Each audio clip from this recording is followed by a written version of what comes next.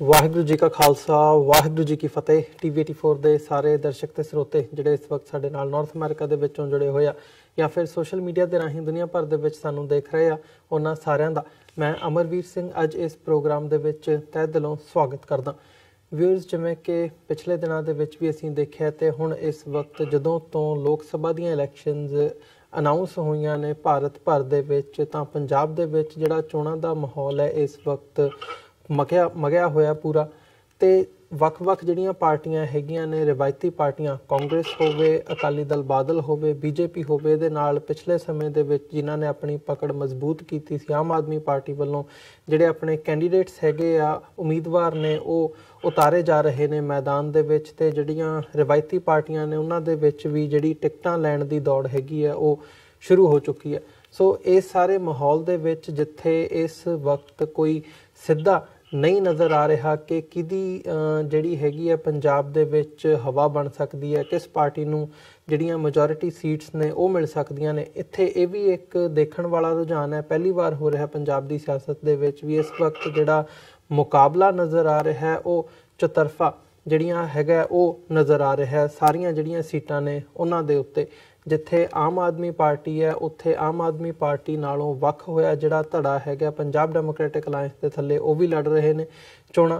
ਤੇ ਉਧਰ ਜਦੋਂ ਅਸੀਂ ਦੂਜੇ ਪਾਸੇ ਦੇਖਦੇ ਹਾਂ ਹੋਰ ਵੀ ਕਈ ਥਾਵਾਂ ਤੇ ਜਿਹੜੀ ਵੋਟ ਹੈਗੀ ਹੈ ਉਹ ਸਪਲਿਟ ਹੋਣ ਦੇ ਆਸਾਰ ਨਜ਼ਰ ਆ ਰਹੇ ਨੇ। ਸੋ ਇਸ ਬਾਬਤ ਹੀ ਅੱਜ ਅਸੀਂ ਗੱਲਬਾਤ ਕਰਾਂਗੇ ਕਿ ਜਿਹੜੇ ਇਸ ਵਕਤ ਗਰਾਊਂਡ ਰਿਐਲਿਟੀ ਦੇ ਉੱਤੇ ਰੁਝਾਨ ਕੀ ਨਜ਼ਰ ਆ ਰਹੇ ਨੇ। ਇਹ ਸਾਰੀ ਗੱਲਬਾਤ ਦੇ ਲਈ ਅੱਜ ਸਾਡੇ ਨਾਲ ਚੰਡੀਗੜ੍ਹ ਤੋਂ ਸਿੱਖ ਇਤਿਹਾਸਕਾਰ ਡਾਕਟਰ ਗੁਰਦਰਸ਼ਨ ਸਿੰਘ ਢਿੱਲੋਂ ਸਾਡੇ ਨਾਲ ਫੋਨ ਲਾਈਨ ਤੇ ਬਣੇ ਨੇ। ਆਓ ਉਹਨਾਂ ਨਾਲ ਮਿਲ ਕੇ ਅੱਜ ਦੀ ਵਿਚਾਰ ਚਰਚਾ ਦੀ ਸ਼ੁਰੂਆਤ ਕਰਦੇ ਹਾਂ। ਹਾਂਜੀ ਡਾਕਟਰ ਢਿੱਲੋਂ, ਤੁਹਾਡਾ ਸਵਾਗਤ ਹੈ ਜੀ। ਵਾਹਿਗੁਰੂ ਜੀ ਕਾ ਖਾਲਸਾ ਵਾਹਿਗੁਰੂ ਜੀ ਕੀ ਫਤਿਹ। ਵਾਹਿਗੁਰੂ ਜੀ ਕਾ ਖਾਲਸਾ ਵਾਹਿਗੁਰੂ ਜੀ ਕੀ ਫਤਿਹ। ਤੁਹਾਡੇ ਸਰੋਤਿਆਂ ਨੂੰ ਸਤਿਕਾਰ ਸਹਿਤ ਵਾਹਿਗੁਰੂ ਜੀ ਕਾ ਖਾਲਸਾ ਵਾਹਿਗੁਰੂ ਜੀ ਕੀ ਫਤਿਹ ਜੀ। ਡਾਕਟਰ ਸਾਹਿਬ, ਪਹਿਲਾਂ ਤਾਂ ਮੈਂ ਜਨਰਲੀ ਹੀ ਤੁਹਾਡੇ ਕੋਲੋਂ ਜਾਣਨਾ ਚਾਹੂੰਗਾ ਵੀ ਇਸ ਵਕਤ ਜਿਹੜਾ ਮਾਹੌਲ ਬਣਿਆ ਹੋਇਆ, ਜਿਹੜੀਆਂ ਮੁੱਖ ਸਿਆਸੀ ਪਾਰਟੀਆਂ ਹੈਗੀਆਂ ਨੇ ਉਹ ਜਿਹੜੀਆਂ ਇਸ ਵਕਤ ਨਵੇਂ ਵੀ ਤੁਹਾਡੇ ਉੱਭਰ ਕੇ ਸਾਹਮਣੇ ਆ ਰਹੇ ਨੇ, ਓਵਰਆਲ ਤੁਸੀਂ ਕਿਵੇਂ ਦੇਖਦੇ ਹੋ? ਜੇ ਇਕੱਲੀ ਪਾਰਟੀ ਦਾ ਦੇਖਣਾ ਹੋਵੇ, ਸਰਵੇਖਣ ਕਰਨਾ ਹੋਵੇ, ਤੁਸੀਂ ਕਿਵੇਂ ਐਨਾਲਾਈਜ਼ ਕਰਦੇ ਹੋ? ਦੇਖੋ, ਗੱਲ ਇਹ ਆ ਵੀ ਲੋਕਾਂ ਦੀ ਇੱਕ ਐਕਸਪੈਕਟੇਸ਼ਨ ਸੀ, ਗਰਾਊਂਡ ਰਿਐਲਿਟੀ ਇਹ ਸੀ ਕਿ ਲੋਕ ਚਾਹੁੰਦੇ ਸੀ ਕਿ ਤੀਸਰਾ ਬਦਲ ਹੋਵੇ ਜੀ। ਕਾਂਗਰਸ ਤੇ ਬਾਦਲ ਅਕਾਲੀ ਦਲ ਤੋਂ ਮਤਲਬ ਛੱਡ ਕੇ ਤੀਸਰਾ ਬਦਲ ਪੰਜਾਬ ਦੇ ਵਿੱਚ ਹੋਵੇ ਔਰ ਉਹ ਯੂਨਾਈਟਿਡ ਇੱਕ ਫਰੰਟ ਬਣਾ ਕੇ ਇਲੈਕਸ਼ਨਾਂ ਲੜਨ ਤਾਂ ਕਿ ਇਹਨਾਂ ਦੋਨਾਂ ਧਿਰਾਂ ਨੂੰ ਨਕਾਰਿਆ ਜਾ ਸਕੇ ਪੂਰਨ ਤੌਰ ਦੇ ਉੱਤੇ ਜੀ। ਪਰ ਬਦਕਿਸਮਤੀ ਦੇ ਨਾਲ ਉਹ ਤੀਸਰਾ ਬਦਲ ਇਕੱਠਾ ਨਹੀਂ ਹੋ ਸਕਿਆ, ਉਹਨਾਂ ਦੇ ਟੁਕੜੇ ਟੁਕੜੇ ਹੋ ਗਏ ਜੀ। ਜਿਸ ਤਰ੍ਹਾਂ ਟਕਸਾਲੀਆਂ, ਇੱਕ ਪਾਸੇ ਟਕਸਾਲੀ, ਇੱਕ ਪਾਸੇ ਬੈਂਸ ਬ੍ਰਦਰਜ਼, ਇੱਕ ਪਾਸੇ ਪੰਜਾਬ ਡੈਮੋਕ੍ਰੈਟਿਕ ਪਾਰਟੀ, ਇੱਕ ਪਾਸੇ ਆਮ ਪਾਰਟੀ, ਇੱਕ ਪਾਸੇ BSP। ਤੋਂ ਇੰਨੇ ਧੜੇ ਜਿਹੜੇ ਹੋ ਗਏ ਆ ਉਹਨਾਂ ਦੇ ਨਾਲ ਕੁਦਰਤੀ ਤੌਰ ਦੇ ਉੱਤੇ ਜਿਹੜੀ ਉਹ ਵੋਟ ਸੀ, ਉਹ ਵੋਟ ਬੈਂਕ ਸੀ, ਡਿਵਾਈਡ ਹੋ ਗਿਆ ਜੀ। ਤੋਂ ਅੱਜ ਜ਼ਰੂਰਤ ਸੀ ਕਿ ਪੱਕੇ ਤਰੀਕੇ ਦੇ ਨਾਲ ਬਾਦਲ ਅਕਾਲੀ ਦਲ ਜਿਹੜਾ ਜ਼ਿੰਮੇਵਾਰ ਆ ਸ਼੍ਰੀ ਗੁਰੂ ਗ੍ਰੰਥ ਸਾਹਿਬ ਦੀਆਂ ਬੇਅਦਬੀਆਂ ਦੇ ਲਈ ਔਰ ਉਸ ਤੋਂ ਬਾਅਦ ਨਿਰਦੋਸ਼ ਲੋਕਾਂ ਤੇ ਗੋਲੀ ਚਲਾਉਣ ਲਈ, ਉਹਨਾਂ ਨੂੰ ਟੋਟਲੀ ਨਕਾਰਿਆ ਜਾ ਸਕਦਾ। ਪਰ ਬਦਕਿਸਮਤੀ ਦੇ ਨਾਲ ਉਹਨਾਂ 'ਚ ਯੂਨਿਟੀ ਨਹੀਂ ਹੋ ਸਕੀ ਜੀ। ਉਹਨਾਂ ਸਾਰਿਆਂ ਨੇ ਸਾਰੀਆਂ ਸੀਟਾਂ ਤੇ ਆਲਮੋਸਟ ਆਪਣੇ ਆਪਣੇ ਕੈਂਡੀਡੇਟ ਖੜੇ ਕਰ ਦਿੱਤੇ ਜੀ। ਤੋਂ ਬਾਦਲ ਅਕਾਲੀ ਦਲ ਨੇ ਹਲੇ ਪੂਰੀਆਂ ਸੀਟਾਂ ਤੇ ਕੈਂਡੀਡੇਟ ਖੜੇ ਨਹੀਂ ਕੀਤੇ। ਸ਼ਾਇਦ ਉਹਨਾਂ ਦੇ ਮੁਤਾਬਕ ਕੋਈ ਇਸ ਵੇਲੇ ਸੂਟੇਬਲ ਕੈਂਡੀਡੇਟ ਵੀ ਨਹੀਂ ਮਿਲ ਰਹੇ। ਲੋਕਾਂ ਨੂੰ ਉਹਨਾਂ ਦੇ ਖਿਲਾਫ ਬਹੁਤ ਰੰਜਿਸ਼ ਆ। ਲੋਕ ਇਹ ਚਾਹੁੰਦੇ ਆ ਵੀ ਉਹ ਪੋਲੀਟੀਕਲ ਸੀਨ ਤੋਂ ਦੂਰ ਹੋ ਜਾਣ, ਪਰ ਉਹਨਾਂ ਕੋਲ ਸਰਮਾਇਆ ਬਹੁਤ ਆ, ਉਹਨਾਂ ਕੋਲ ਸਾਧਨ ਬਹੁਤ ਆ ਔਰ ਉਹਨਾਂ ਕੋਲ ਜਿਹੜੇ ਉਹਨਾਂ ਦੇ ਬਹੁਤ ਚਾਪਲੂਸ ਤੇ ਪਿੱਠੂ ਲੋਕ ਆ ਉਹ ਉਹਨਾਂ ਦੇ ਆਲੇ ਦੁਆਲੇ ਹਲੇ ਵੀ ਲੱਗੇ ਹੋਏ ਹੈਗੇ। ਹੁਣ ਦੇਖਣਾ ਇਹ ਆ ਵੀ ਇਲੈਕਸ਼ਨਾਂ ਦੇ ਵਿੱਚ ਕੀ ਰਿਜ਼ਲਟ ਆਉਂਦਾ, ਕਿਸ ਤਰੀਕੇ ਦੇ ਨਾਲ ਲੋਕ ਉਹਨਾਂ ਨੂੰ ਡੀਲ ਕਰਦੇ ਆ। ਪਰ ਜਿਸ ਕਿਸਮ ਦੀ ਇਸ ਵੇਲੇ ਪੰਜਾਬ ਦੀ ਪੋਲੀਟੀਕਲ ਸਿਚੁਏਸ਼ਨ ਇਲੈਕਸ਼ਨਾਂ ਦੇ ਪੁਆਇੰਟ ਆਫ ਵਿਊ ਤੋਂ ਬਣੀ ਵੀ ਆ, ਲੱਗਦਾ ਇਹ ਆ ਵੀ ਕਾਂਗਰਸ ਜਿਹੜੀ ਆ ਉਹ ਬਹੁਤ ਹਾਵੀ ਆ, ਕਿਉਂਕਿ ਕਾਂਗਰਸ ਦੇ ਵਿਰੋਧ ਦੀ ਜਿਹੜੀ ਵੋਟ ਆ ਉਹ ਟੋਟਲੀ ਡਿਵਾਈਡ ਹੋ ਚੁੱਕੀ ਆ। ਤੋਂ ਇਸ ਕਿਸਮ ਦੇ ਹੀ ਜਿਹੜੇ ਮਤਲਬ ਰੁਝਾਨ ਤਾਂ ਇਹ ਹੈਗਾ, ਇਸੇ ਕਿਸਮ ਦੀ ਜਿਹੜੇ ਸਰਵੇ ਵੀ ਆ ਰਹੇ ਆ ਕਿ ਪੰਜਾਬ ਦੇ ਵਿੱਚੋਂ ਕਾਂਗਰਸ ਸ਼ਾਇਦ 12 ਸੀਟਾਂ ਜਿੱਤ ਜਾਵੇ।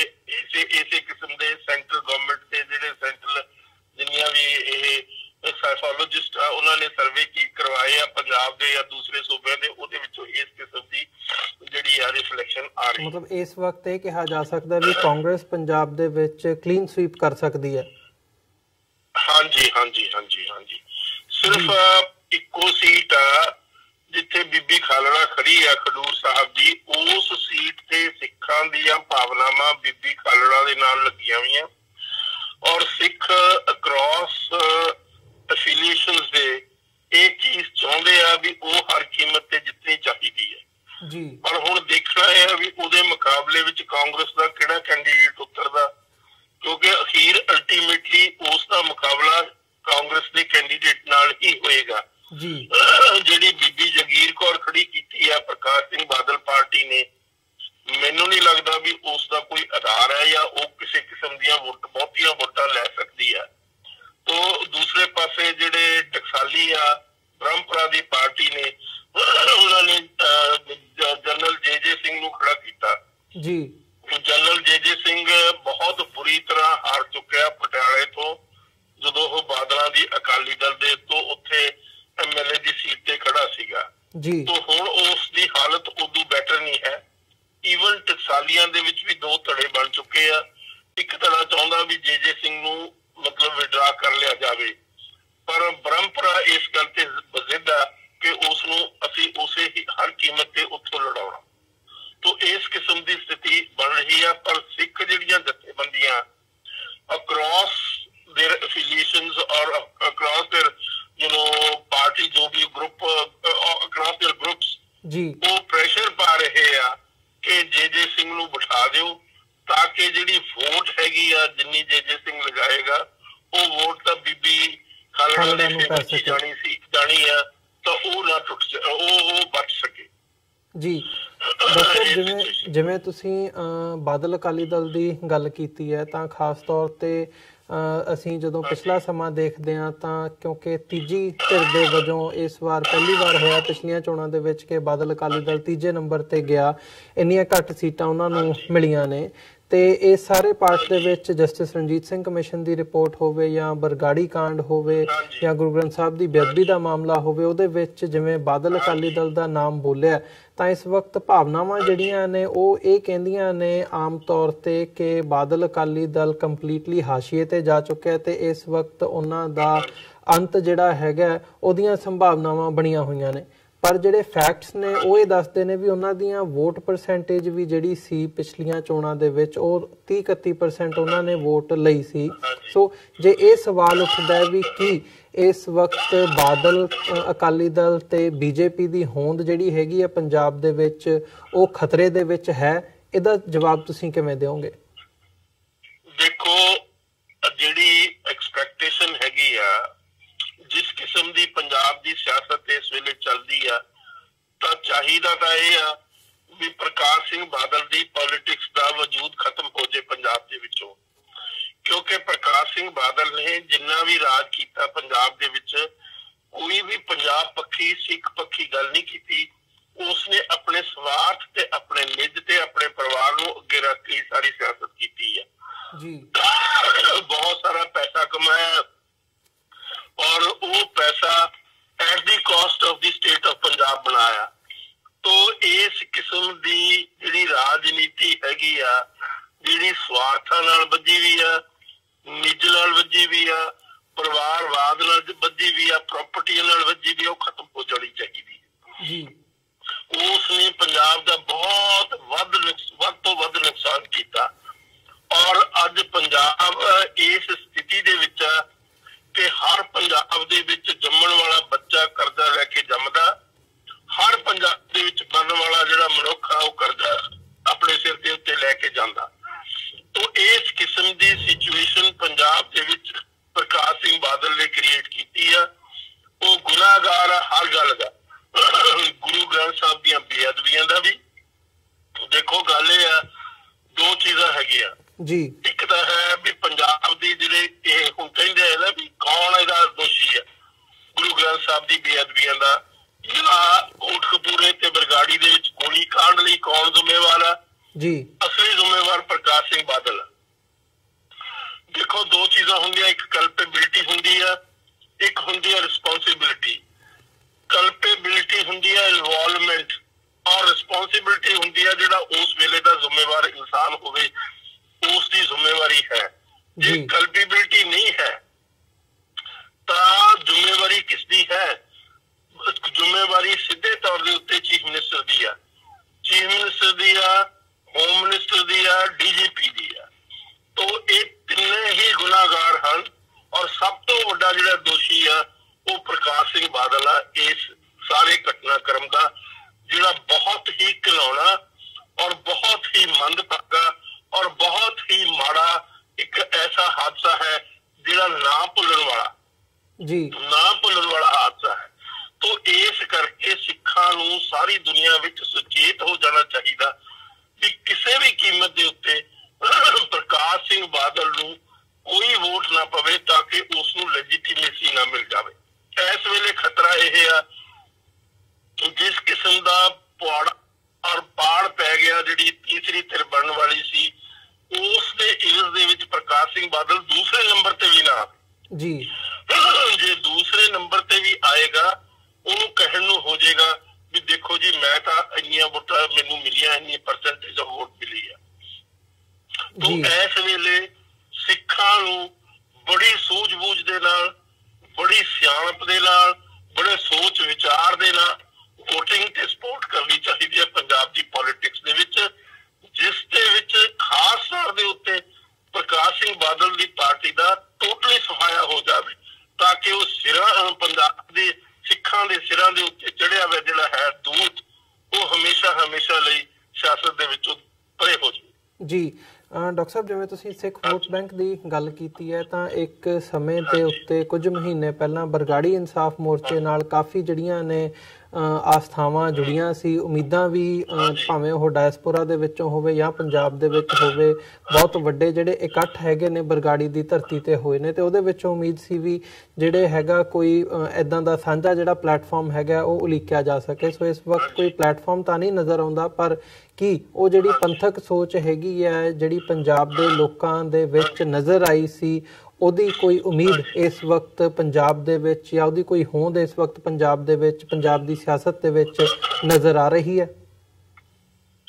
ਦੇਖੋ ਇਹ ਤੁਸੀਂ ਮਤਲਬ ਮਾਫ ਕਰਨਾ, ਬਾਹਰ ਸਾਡੇ ਭਰਾ NRI ਬੈਠੇ ਦੂਰ ਤੋਂ ਸਿਚੁਏਸ਼ਨ ਨੂੰ ਦੇਖਦੇ ਆ, ਇੱਥੇ ਵੀ ਅੰਦਰ ਬੈਠੇ ਪੰਜਾਬ ਦੇ ਵਿੱਚ ਵੀ ਗੁੰਮਰਾਹ ਹੋ ਜਾਂਦੇ ਆ ਈਜ਼ੀਲੀ ਸਿੱਖ ਕਮਿਊਨਿਟੀ।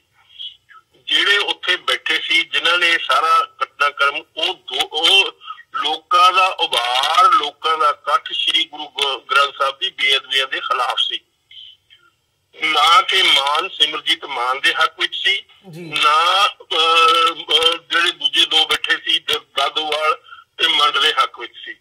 ਲੇਕਿਨ ਉਹਨਾਂ ਨੇ ਇਹ ਸਾਰੀ ਚੀਜ਼ ਨੂੰ ਆਪਣੇ ਸਵਾਰਥ ਨੂੰ ਮੁੱਖ ਰੱਖ ਕੇ, ਆਪਣੇ ਆਪ ਨੂੰ ਮੁੱਖ ਰੱਖ ਕੇ ਲੋਕਾਂ ਨੂੰ ਗੁੰਮਰਾਹ ਕਰਕੇ, ਲੋਕਾਂ ਤੋਂ ਪੈਸਾ ਇਕੱਠਾ ਕਰਕੇ ਉੱਥੋਂ ਬਿਸਤਰ ਬੋਰੀਆ ਲੈ ਕੇ ਭੱਜ ਗਏ। ਬਹੁਤ ਵੱਡਾ ਧਰੋਹ ਕੀਤਾ, ਪੰਥ ਦੀ ਪਿੱਠ ਦੇ ਵਿੱਚ ਉਹਨਾਂ ਨੇ ਛੁਰਾ ਮਾਰਿਆ। ਉਹ ਗੁਨਾਹਗਾਰ ਆ, ਜਿਸ ਤਰੀਕੇ ਨਾਲ ਬਾਦਲ ਗੁਨਾਹਗਾਰ ਆ ਉਸੇ ਤਰੀਕੇ ਦੇ ਨਾਲ ਇਹ ਤਿੰਨੇ ਵੀ ਗੁਨਾਹਗਾਰ ਆ।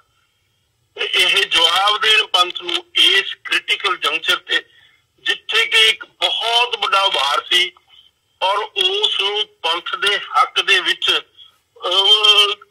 ਪਾਇਆ ਜਾ ਸਕਦਾ ਸੀ ਔਰ ਪੰਥ ਦੀ ਇੱਕ ਧਿਰ ਬਣ ਕੇ 8 ਜਾਂ 9 ਸੀਟਾਂ ਆਰਾਮ ਨਾਲ ਜਿੱਤ ਸਕਦੇ ਸੀ। ਮੈਂ ਬਾਰ-ਬਾਰ ਜਦੋਂ ਬੈਠੇ ਵੀ ਸੀ, ਬਾਰ-ਬਾਰ ਇਹ ਗੱਲ ਕਹਿੰਦਾ ਰਿਹਾ ਬਹੁਤ ਸਾਰੇ ਪਲੇਟਫਾਰਮਾਂ ਦੇ ਉੱਤੋਂ ਔਰ ਬਹੁਤ ਸਾਰੇ ਟੀਵੀ ਚੈਨਲਾਂ ਦੇ ਉੱਤੋਂ ਵੀ ਇਹਨਾਂ ਲੋਕਾਂ ਤੇ ਇਤਬਾਰ ਨਾ ਕਰੋ, ਇਹ ਇਤਬਾਰ ਦੇ ਕਾਬਿਲ ਨਹੀਂ ਜਿਹੜੇ ਇੱਥੇ ਬੈਠੇ, ਇਹ ਸਵਾਰਥੀ ਲੋਕ ਆ, ਲਾਲਚੀ ਲੋਕ ਆ, ਬੇਈਮਾਨ ਲੋਕ ਆ। ਪਰ ਲੋਕਾਂ ਨੇ ਕੋਈ ਨਹੀਂ ਗੱਲ ਸੁਣੀ। ਤੋਂ ਜਦੋਂ ਉਹ ਬਿਸਤਰ ਬੋਰੀਆ ਲੈ ਕੇ ਬਗੈਰ ਕਿਸੇ ਗੱਲਬਾਤ ਤੋਂ ਉੱਠ ਕੇ ਭੱਜ ਗਏ, ਫਿਰ ਹੁਣ ਲੋਕ ਪਿੱਟਦੇ ਫਿਰਦੇ ਆ ਵੀ ਉਹ ਬੇਈਮਾਨ ਸੀ, ਉਹ ਬੇਈਮਾਨ ਸੀ। ਹੁਣ ਤਾਂ ਕੋਈ ਉਸਦਾ ਮਤਲਬ ਨਹੀਂ ਬਣਦਾ। ਤੋਂ ਉਹਨਾਂ ਨੇ ਬਹੁਤ ਵੱਡਾ ਪੰਥ ਦਾ ਨੁਕਸਾਨ ਕੀਤਾ, ਬੇਈਮਾਨੀ ਕੀਤੀ, ਧਰੋਹ ਕੀਤਾ, ਧੋਖਾ ਕੀਤਾ ਔਰ ਗੁਨਾਹਗਾਰ ਆ। ਕਟਹਿਰੇ ਦੇ ਵਿੱਚ ਖੜਿਆ, ਇੱਕ ਪਾਸੇ ਪ੍ਰਕਾਸ਼ ਸਿੰਘ ਬਾਦਲ, ਇੱਕ ਪਾਸੇ ਉੱਤੇ ਨੇ ਸਿਮਰਜੀਤ ਸਿੰਘ ਮਾਨ, ਮੰਡ ਤੇ ਦਾਦੂਵਾਲ। ਤੋ ਇਹ ਚੀਜ਼ਾਂ ਮੈਂ ਉਸ ਵੇਲੇ ਕਿਹਾ ਸੀ ਜਦੋਂ ਬੈਠੇ ਸੀ, ਜਦੋਂ ਉਹਨਾਂ ਦੇ ਹੱਕ ਵਿੱਚ ਉਭਾਰ ਸੀ। ਮੈਂ ਕਿਹਾ ਸੀ ਉਹ ਪੈਸੇ ਇਕੱਠੇ ਕਰ ਰਹੇ ਆ, ਹੋਰ ਉਹਨਾਂ ਦਾ ਮਕਸਦ ਕੋਈ ਨਹੀਂ। ਉਹ ਇੰਨਾ ਵੱਡਾ ਉਭਾਰ ਸੀ ਜਿਸ ਦਾ ਮਤਲਬ ਜਿਹੜਾ ਇਤਿਹਾਸਿਕ ਉਭਾਰ ਸੀ, ਇੰਨੀ ਵੱਡਾ ਇਕੱਠ ਸੀ ਜਿਹੜਾ ਇਤਿਹਾਸਿਕ ਸੀ। ਤੋ ਉਹ ਉਹਨਾਂ ਨੇ ਗਵਾ ਦਿੱਤਾ ਔਰ ਆਪਣੀਆਂ ਬੇਈਮਾਨੀਆਂ ਲਈ, ਆਪਣੇ ਸਵਾਰਥਾਂ ਲਈ, ਆਪਣੇ ਲਾਲਚਾਂ ਜੀ। ਮੇਰਾ ਸਵਾਲ ਸੀ ਡਾਕਟਰ ਸਾਹਿਬ, ਜਿਹੜੀਆਂ ਭਾਵਨਾਵਾਂ ਲੋਕਾਂ ਦੀਆਂ ਹੈਗੀਆਂ ਨੇ ਵੀ ਕੀ ਇਸ ਵਕਤ ਸਿਆਸਤ ਦੇ ਵਿੱਚ ਉਹ ਭਾਵਨਾਵਾਂ ਦੀ ਤਰਜਮਾਨੀ ਜਿਹੜੀ ਹੈਗੀ ਹੈ ਉਹ ਨਜ਼ਰ ਆ ਰਹੀ ਹੈ ਜਾਂ ਨਹੀਂ ਆ ਰਹੀ? ਚਲੋ ਤੁਸੀਂ ਉਹਨੂੰ ਥੋੜਾ ਜਿਹਾ ਡਿਫਰੈਂਟ ਕੰਟੈਕਸਟ ਦੇ ਵਿੱਚ ਉਹ ਕੀਤਾ, ਪਰ ਜੇ ਵਿਰੋਧੀ ਪਾਰਟੀਆਂ ਦੀ ਗੱਲ ਕਰਨੀ ਹੋਵੇ ਕਿ ਜਿਹੜੀਆਂ ਵਿਰੋਧੀ ਪਾਰਟੀਆਂ ਹੈਗੀਆਂ ਨੇ, ਤੁਸੀਂ ਵੀ ਗੱਲ ਕੀਤੀ ਹੈ ਵੀ ਵੱਖੋ ਵੱਖਰੇ ਧੜਿਆਂ ਦੇ ਵਿੱਚ ਉਹ ਜਿਹੜੀ ਸਾਰੀ ਵੋਟ ਹੈਗੀ ਆ ਉਹ ਡਿਵਾਈਡ ਹੋ ਰਹੀ ਹੈ ਇਸ ਵਕਤ। ਸੋ ਜਿਹੜਾ ਇਹ ਪੰਜਾਬ ਡੈਮੋਕ੍ਰੈਟਿਕ ਅਲਾਇੰਸ ਹੋਂਦ ਦੇ ਵਿੱਚ ਆਇਆ, ਇਹਦੇ ਵਿੱਚ ਵੀ ਕਿਤੇ ਨਾ ਕਿਤੇ ਭਾਵੇਂ ਉਹ ਇੱਕ ਪਾਸੇ ਸੁਖਪਾਲ ਸਿੰਘ ਖਹਿਰਾ ਹੈਗੇ ਆ, ਡਾਕਟਰ ਗਾਂਧੀ ਨੂੰ ਵੀ ਪਟਿਆਲਾ ਤੋਂ ਟਿਕਟ ਦਿੱਤੀ ਹੈ ਤੇ ਬੈਂਸ ਬ੍ਰਦਰਸ ਜਿਹੜੇ ਨੇ ਉਹਨਾਂ ਦਾ ਵੀ ਸਮਰਥਨ ਹੈ, ਪਰ ਆਪਸ ਦੇ ਵਿੱਚ ਕਿਤੇ ਨਾ ਕਿਤੇ ਸੁਖਪਾਲ ਸਿੰਘ ਖਹਿਰਾ ਤੇ ਬੈਂਸ ਬ੍ਰਦਰਸ ਦੇ ਵਿਚਾਲੇ ਵੀ ਜਿਹੜਾ ਪਾੜਾ ਹੈਗਾ ਉਹ ਖਬਰਾਂ ਆ ਰਹੀਆਂ ਨੇ, ਸੁਜੈਸਟ ਕਰ ਰਹੀਆਂ ਨੇ ਕਿ ਸਭ ਠੀਕ ਨਹੀਂ ਹੈ। ਸੋ ਇਸ ਪੱਖ ਨੂੰ ਕਿਵੇਂ ਦੇਖਦੇ ਹੋ? ਪੰਜਾਬ ਡੈਮੋਕ੍ਰੈਟਿਕ ਅਲਾਇੰਸ ਜਿਹੜਾ ਹੈਗਾ ਉਹ ਕੀ ਇਹਨਾਂ ਵੋਟਾਂ ਦੇ ਵਿੱਚ ਕੋਈ ਡੈਂਟ ਪਾ ਸਕਦਾ?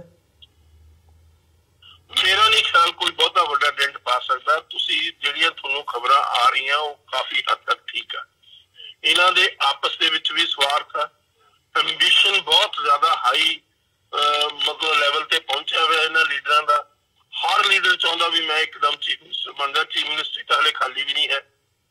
ਚੀਫ ਮਿਨਿਸਟਰੀ ਤਾਂ ਹਲੇ 2 ਸਾਲ ਹੀ ਹੋਏ ਆ, 3 ਸਾਲ ਪਏ ਆ ਜੀ। ਉਸ ਤੋਂ ਬਾਅਦ ਪਤਾ ਨਹੀਂ ਕੀ ਰੰਗ ਬਦਲਣਾ ਸਿਆਸਤ ਨੇ। ਤੋ ਇਸ ਕਿਸਮ ਦੀ ਛੋਟੀ ਘਟੀਆ ਸੋਚ ਲੈ ਕੇ ਤੁਸੀਂ ਪੰਥਿਕ ਪੋਲਿਟਿਕਸ ਨਹੀਂ ਖੇਡ ਸਕਦੇ। ਤੁਸੀਂ ਲੋਕਾਂ ਨੂੰ ਸਮਰਪਿਤ ਹੋ ਕੇ ਲੋਕਾਂ ਦੇ ਅੱਗੇ ਤੁਸੀਂ ਆਪਣੇ ਆਪ ਨੂੰ ਸੱਚਾਈ ਨਾਲ, ਸਫਾਈ ਨਾਲ ਪੇਸ਼ ਕਰਕੇ ਹੀ ਪੰਥਿਕ ਪੋਲਿਟਿਕਸ ਖੇਡੀ ਜਾ ਸਕਦੀ ਹੈ। ਸਾਡੀ ਪੋਲਿਟਿਕਸ ਜਿਹੜੀ ਆ ਸਿੱਖਾਂ ਦੀ ਉਹ ਲੋਕਾਂ ਨੂੰ ਸਮਰਪਿਤ ਹੋ ਕੇ ਹੀ ਕੀਤੀ ਜਾ ਸਕਦੀ ਜੀ। ਅਨਫੋਰਚੂਨੇਟਲੀ ਜਿਹੜੇ ਬੈਂਸ ਬ੍ਰਦਰਸ ਆ ਉਹ ਵੀ ਬਹੁਤ ਐਂਬੀਸ਼ੀਅਸ ਆ। ਇਸੇ ਤਰੀਕੇ ਨਾਲ ਦੂਸਰੇ ਲੀਡਰ ਵੀ ਬਹੁਤ ਐਂਬੀਸ਼ੀਅਸ ਆ।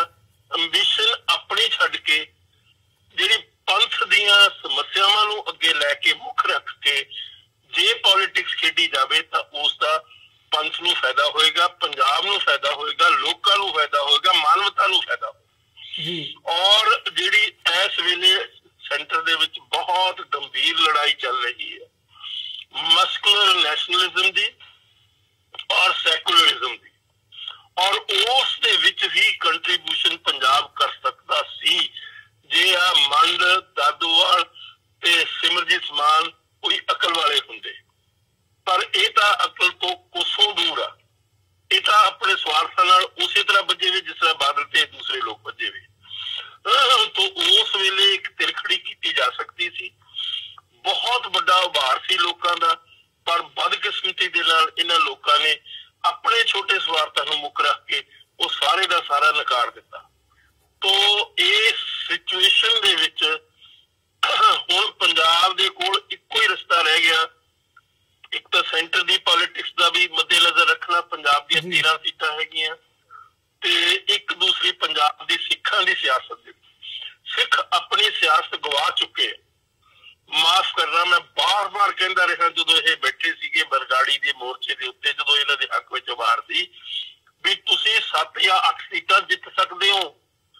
ਤੁਸੀਂ 8 ਬਹੁਤ ਵਧੀਆ ਕੈਂਡੀਡੇਟ ਲੈ ਕੇ ਅੱਗੇ ਆਓ ਜਿਨ੍ਹਾਂ ਦਾ ਕੋਈ ਆਪਣਾ ਆਧਾਰ ਵੀ ਹੋਵੇ, ਔਰ ਉਹ ਤੁਸੀਂ ਪ੍ਰੋਜੈਕਸ਼ਨ ਦਿਓ ਹਿੰਦੁਸਤਾਨ ਦੀ ਪੋਲਿਟਿਕਸ ਨੂੰ। ਤੁਸੀਂ ਆਪਣੀਆਂ ਮੰਗਾਂ ਕੀ ਆ, ਸਾਰੀਆਂ ਜਿਹੜੀਆਂ ਤੁਹਾਡੀਆਂ ਸਮੱਸਿਆਵਾਂ ਉਹਨਾਂ ਦਾ ਹੱਲ ਤੁਸੀਂ ਮਿੰਟਾਂ ਵਿੱਚ ਕਰਾ ਸਕਦੇ ਜੀ। ਪਰ ਇਹਨਾਂ ਨੇ ਇੱਕ ਨਹੀਂ ਸੁਣੀ ਕਿਉਂਕਿ ਬਹੁਤ ਘਟੀਆ, ਬਹੁਤ ਛੋਟੀ ਨੀਤ ਦੇ ਮਾਲਕ ਆ, ਥੋੜੇ ਪੈਸੇ ਚ ਵਿਕਣ ਵਾਲੇ ਇਨਸਾਨ।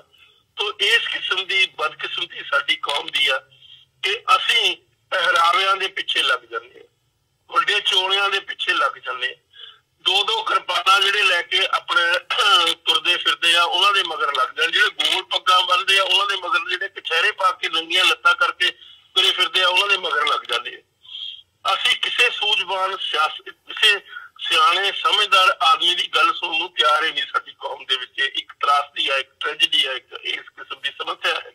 ਜੀ ਨਹੀਂ ਡਾਕਟਰ ਢਿੱਲੋਂ ਆਪਾਂ ਵਿਰੋਧੀ ਧਿਰ ਦੀ ਗੱਲ ਕਰ ਰਹੇ ਸੀ। ਜਿਹੜੀ ਆਮ ਆਦਮੀ ਪਾਰਟੀ ਸੀ ਉਹ ਇੱਕ ਧਿਰ ਦੇ ਵਜੋਂ ਉੱਭਰੀ ਸੀ, ਪਰ ਸਮਾਂ ਪਾ ਕੇ ਇਸ ਵਕਤ ਜਿਹੜੀ ਸਿਚੁਏਸ਼ਨ ਹੈਗੀ ਆ ਉਹ ਕੰਪਲੀਟਲੀ ਡਿਫਰੈਂਟ ਹੋ ਚੁੱਕੀ ਹੈ।